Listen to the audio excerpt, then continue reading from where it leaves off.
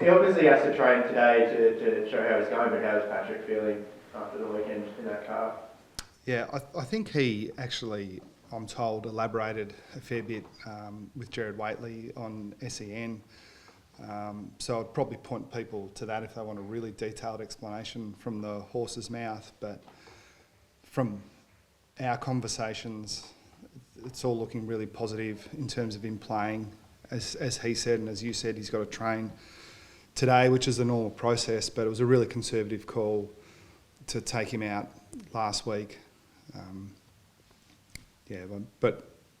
We absolutely reserve our right to be really conservative again, if need be, but we just don't see any reason to think that that would be the case at the moment. I think from memory, you sort of hinted that there'd be one player rested, and you might sort of think about that heading into this week. Is that still the plan? And is it going to be that sort of stability, just one player going out, that kind of thing? Yeah, one or two, I think. Right at the moment, we're just waiting on a bit more information today. I think it'll be, at this stage, unlikely that Isaac Smith will make the trip. That's the one we've got some certainty on, but the other selection issues are still to be worked through at the moment. Is Gary Rowan still progressing in that concussion protocol and is on track to play this week? Yeah, Gary's been fine right through the protocols and covered off all the criteria really well. Like every other player who hasn't had main training yet, he's still got to tick a box. But no, the expectation all along has been that he'll be fine, and no reason to change that view. This 2 weeks, you've spoken about almost all the back end of the season that you're trying to build your game. What do you think you need to do in the next 2 weeks? What are you trying to improve on? Is there anything specific? Oh yeah, we're on that endless search for perfection. We think there are multiple areas across our game that we can improve. We're trying to take a focus into the last 2 games that we want to work on our game, whilst being respectful of what the opposition can bring as well, which is our process sort of every week. We never go in saying, well, we don't care what the opposition do, we're just going to play our game. We're always conscious of, the tweaks that you need to make depending on the strengths of the opposition.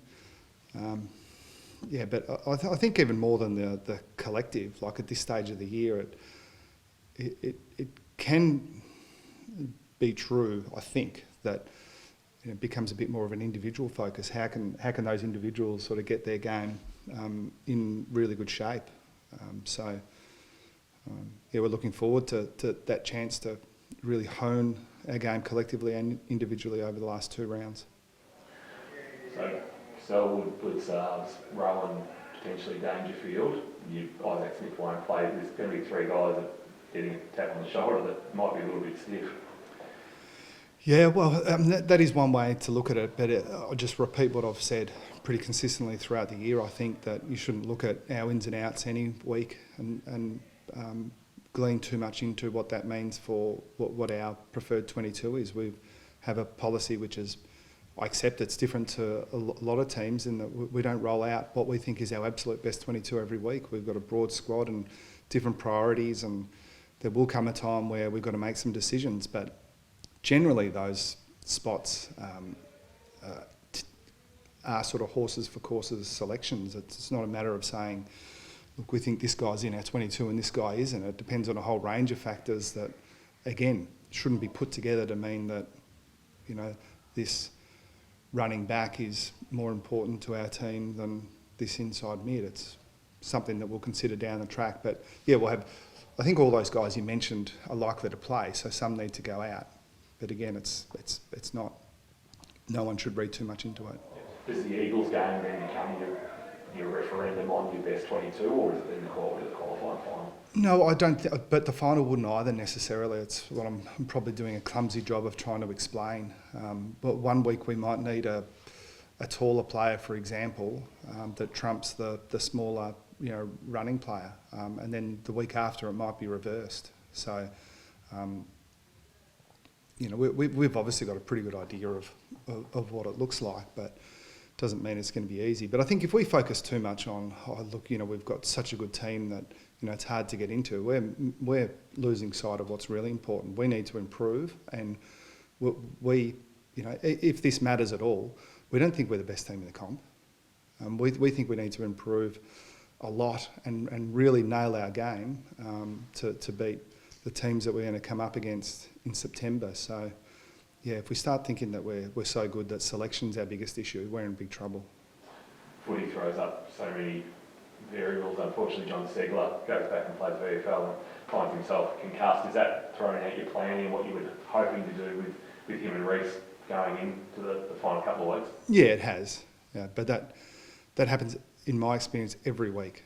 Our plans just, they thrown into disarray is probably an extreme version of what happens, but very rarely when we sort of project out a week or two, do we end up in that spot. Things change and you've got to think on your feet and have contingencies. So it's really disappointing for Segs because he played his way back into our team. We were really happy with the way he went in his AFL game and did have plans to give him some more exposure.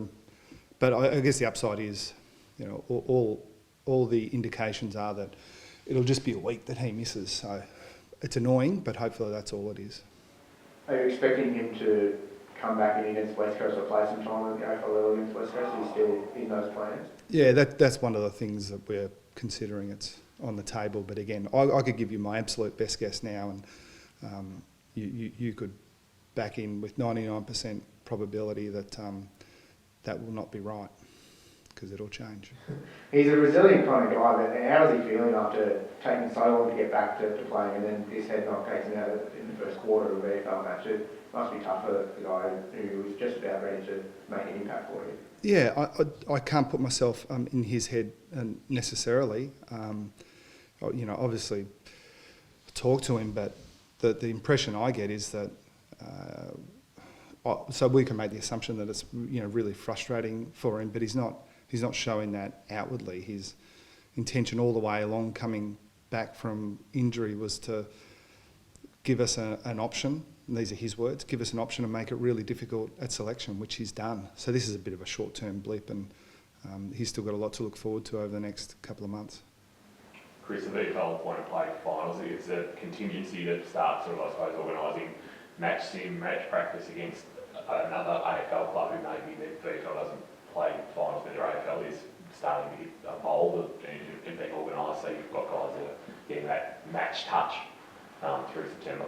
Yeah, that's our plan, and the last couple of years, there's been some silver linings through the difficult pandemic period that we're still not completely through, but yeah, our and others' ability to kind of cobble together opportunities for match practice is much better than it was pre-pandemic. So yeah, all those sort of things are being worked through. You said before that you don't think you're the best team yet. Who is, in your opinion? Well, I don't know that either. Or I think what I'm speaking to is the uncertainty of it all.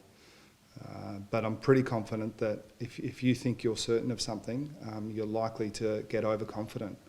So, but if you held a gun to my head, the incumbents tend to be the ones. So Melbourne for me, but Collingwood have won 11 straight. Freo look really solid. Like you go down the list, Sydney, I don't know. But I don't spend any time on it. I don't really care because as everyone will be very keen to tell us that the team that's on top of the ladder in round 20 will be forgotten pretty quickly once the season's run and won. You go to the Gold Coast, does Sam DeConey get another little challenge in Marby or Child? Is that the potential matchup we'll see on Saturday afternoon? Yeah, or Casbolt, who's a really big, strong key forward, clunking mark. They're a nice combination at the moment, those two. So, Sam and Jack Henry and Collar Jasny and Tom Stewart will have their hands full, no doubt. Rain Keen's not a bad player either. Likely? Yeah, maybe, but yeah. Good try trying to pin me down on that. But since when have I answered those questions? One day I might just get you. Okay, it wasn't bad, it was close. Yeah.